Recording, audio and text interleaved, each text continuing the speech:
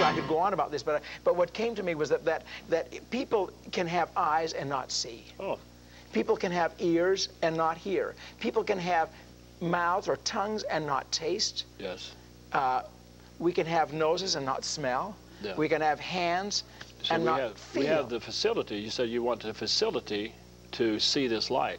Well, you have it already. I have, but I'm not seeing it. Why am I not seeing it? Yeah, because it comes in on the spiritual realm, and what causes us to get it on the keep it from getting on the spiritual realm is the head up here. I think our natural realm keeps the very spirit realm from coming through. That's the parable. That's the reason why I wanted to share it, because that's the parable that he's talking about.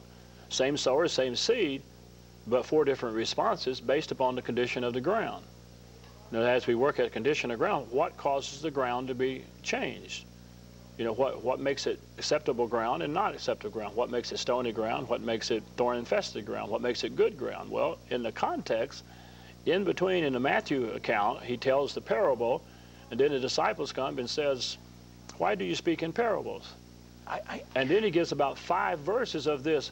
They have eyes that see, that don't see. They have ears that don't hear. They said that these people's heart is wax gross. And listen to this verse carefully. This people's heart is wax gross, for their ears is dull of hearing, and their eyes have they closed, lest at any time they should see with their eyes and hear with their ears and understand and be converted and not heal them.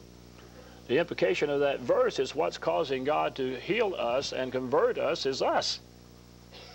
See, and in the context, it's our eyes and our ears. We're trying to see with our eyes and our ears rather than letting the light of life, Jesus Christ, being the source.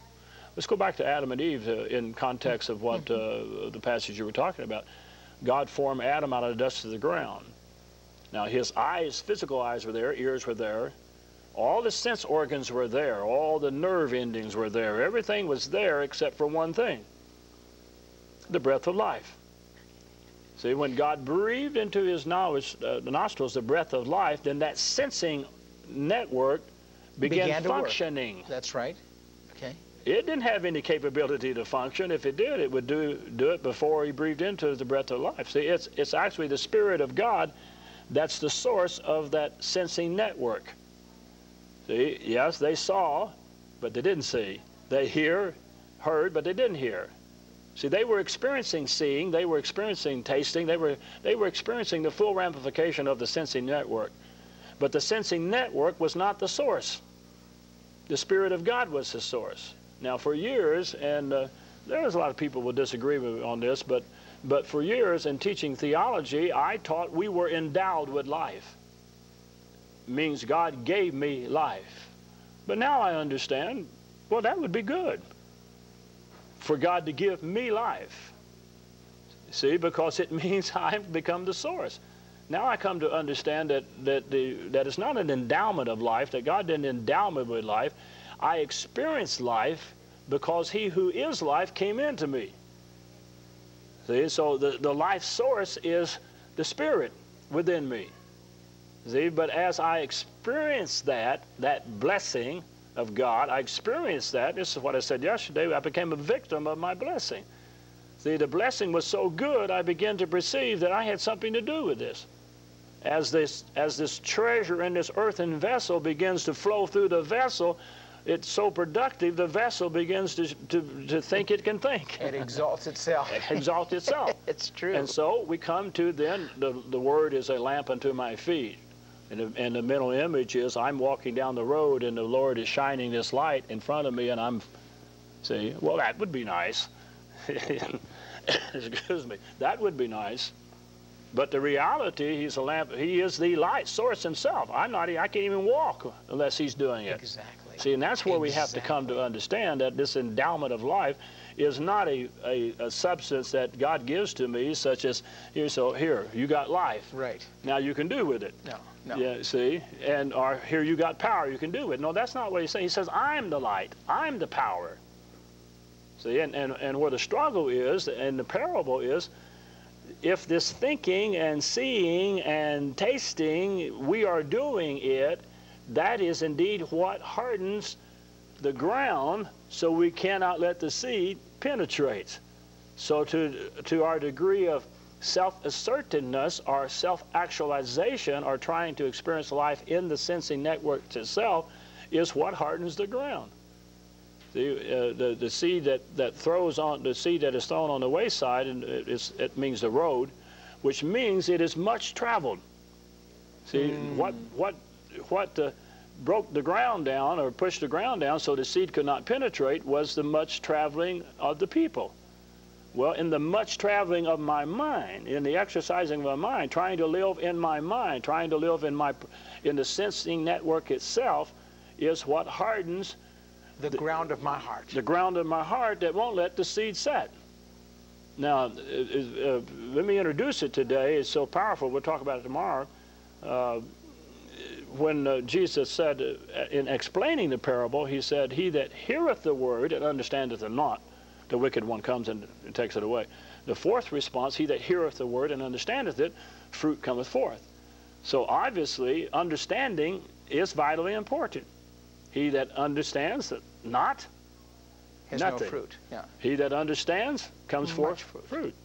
But again, our boxes set in, and we think we know what understanding means. But we know what understanding means on the fleshly realm, the worldly realm. We do not know what understanding means on the Christian realm, on the biblical realm. See, the understanding in the worldly realm is an exercise of this mind. And if I'm not mistaken, there's 5 words in the New Testament that's translated understand. One of them is to know, to see. Second one is to see. Third one is an exercise of the mind. The fourth one is to put your mind upon it.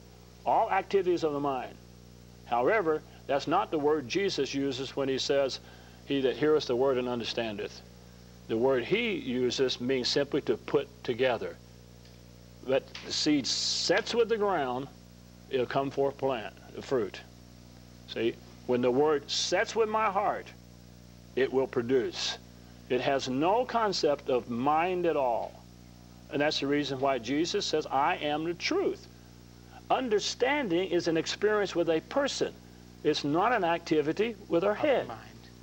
See, and so what we try to do, okay, I understand that understanding is an experience with a person, so I try to have this experience with a person with my mind. You see, you can't do it. You know, I met you a year ago, and we're slowly beginning to know each other. But the only way we know each other is I can study you, I can talk to your family, I can read the book, you know, but I can't know you. There's only one way for me to know you, and that's for me to have enough time with you where you open yourself up to me and you share your insights with me. That's the only way. See, that's the only way I know Jesus, is in this intimacy of letting him open himself up to me. Yes. And the good news is he doesn't turn that off and on. See, that revelation is constantly coming. It's there all the time. It's flowing all the time. Out of the bosom of the Father, the Son. It's coming all the time. It's coming right now. See, it's just flowing right now. It's flowing right now everywhere. If we could just let that set with our heart, it would begin to change our life. Because everything that's needed to change our life is in the Word, the seed. Now, what keeps it from setting in, is the preconceived boxes up here, the mindset. Tomorrow we'll come back to that, because I got a feeling the thorns, the thistles, and all the rest of it relates to something on that area too. Okay.